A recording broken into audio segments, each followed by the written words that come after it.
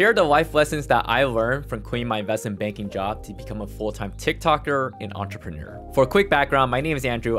I worked in investment banking for 1.5 years in San Francisco, and in January 2021, I quit my job cold turkey to basically become a content creator and have grown to over 500,000 followers on TikTok. In this video, I'll be more focused on the life lessons and learnings that I developed over the years rather than actual practical tips of growing on social media. Number one, being a content creator is really hard. When I was working in investment banking, when I was studying engineering in college, or when I was a kid, I used to look at content creators and be like, wow, I wish I can just go home, pump out some videos, post it online, get views, and then make money off of it. And that's it. That's all that goes into it, right? But over the past 2 years, I've grown to really respect content creators because I have learned just how much goes into like creating content. Now I've been talking about the time investment to scripting, filming, editing, but I think the biggest part about being a content creator is actually the mental capacity that it takes, right? You're constantly stressing about the views, your audience, your follower counts, what type of videos you want to be making versus what the market wants. And then you're just always just thinking about like, what does my brand represent? What do I want to become, right? As a content creator. I think like a lot of content creators out there can really understand what I'm talking about. And on top of that, monetization is not easy as a content creator. You know, I used to think that once you grow an audience, you just start raining in cash.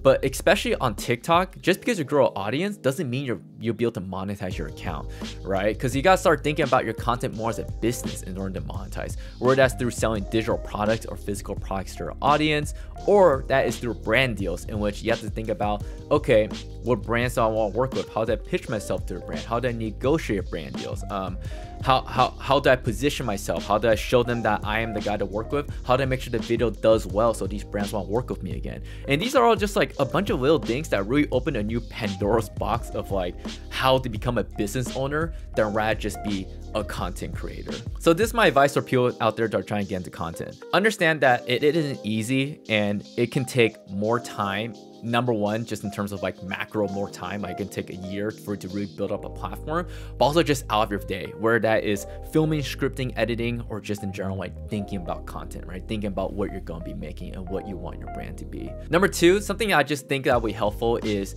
to think about if you want your content to be a business brand or just more of a personal brand, right? Because if you do want to treat your content more like a business, it does make sense. I always recommend just to start posting videos immediately, like just don't overthink it. But it would make sense to also start thinking about like, all right, great. How do I plan to monetize this audience? What is my monetization strategy? How am I going to build a business around this content? Right? If you're just trying to do like a personal brand, then you can post whatever and just see where that takes you, right? Because at that point, the business aspect of it isn't the priority. I think the second thing I want to talk about is no one really cares about you as a content creator. And this is both your friends and family and also your audience. So I made two different points there and I'm going to dive into each of them separately. The first one is your friends and family, right? I think the biggest barrier of entering content creation was I feared what other people would think about me when I started creating content. Because honestly, like creating content, it's a very vulnerable thing to do. You're putting yourself out there to basically be ridiculed by the public and to have people kind of like comment on what they think about your art, what you're creating, right? So it's a very vulnerable place to put yourself into. But if anything I've learned over the past 2 years is that most people either don't care or they think it's really cool. And if anything, like in the past 2 years, I actually had a couple friends reach out to me once I start gaining some traction in terms of my content, ask me how they can get into it as well, if I have any advice for them. So I guess like the lesson here is that if you have to fear, understand that it's normal. But here are the 4 different ways that I like to think about judgment from your peers and family that probably can help you get over that fear. Number 1, they just don't care. If they don't care, then why does it matter? Number 2, they admire you. That's a good thing. If they admire you, that's great. You should keep creating content. Number 3, they envy you. Now this one's a little tricky because if they envy you, they're probably talking crap about you or making fun of you. But if that's the case, that means you're taking up space in their head. You're taking up real estate and you can be proud of yourself that like you're making this person think more about you than you're probably thinking about them. And number 4, this kind of ties into number 3, but they make fun of you, right? And how I like to think about this is kind of weird. Is like when people make fun of you, they're having a good time, they're having a good laugh, right? If it's like not malicious, then you can laugh along with them. But if it's actually like a malicious way of making fun of you, you can think of it this way. You're making their day better. You're adding value to their life, right? You're making them feel better about themselves. And at the end of the day, as content creators, we're here to add value to people's lives. So if that's the value they get out of it, then so be it, right? It's still a good thing happening. It's a net positive. The second point I want to make here is that your audience probably doesn't care about you as much as you think they do. Now, I used to be so worried about where my audience actually cares about me as a person, my personal life, my viewpoints, what I want to talk about.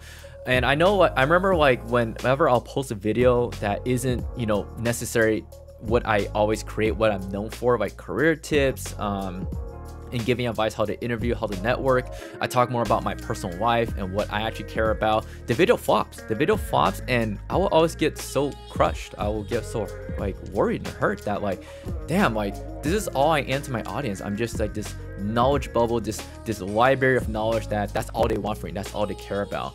And the honest truth that I've learned over the years is that that's fine. Like, end of the day, as a content creator, you're just such a small blip in people's lives, and it's nothing personal. Your audience just has other things going on in their lives to worry about. You're not on their minds all day long. And the thing is that like, if you don't fit the value they're looking for at that moment when they come across your content, whether it's on the For You page or a recommendation on YouTube, for example, like if they're looking for entertainment, education, or some inspirational emotion, then I don't think they're obligated to click on your video or watch your video, and that's okay. So the lesson here is it's best to not get personally attached to your content and what it means and what your audience thinks about you, or if your audience actually cares about you. End of the day, your audience doesn't hate you. They just have better things to think about, and it's really nothing personal, and that's okay. The last point I want to make is the chase for prestige and accolades never ends. Sometimes, even though you know a belief is not true until you experience it for yourself.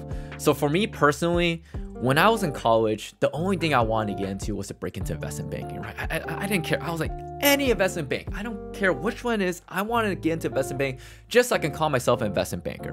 Kind of toxic, I know.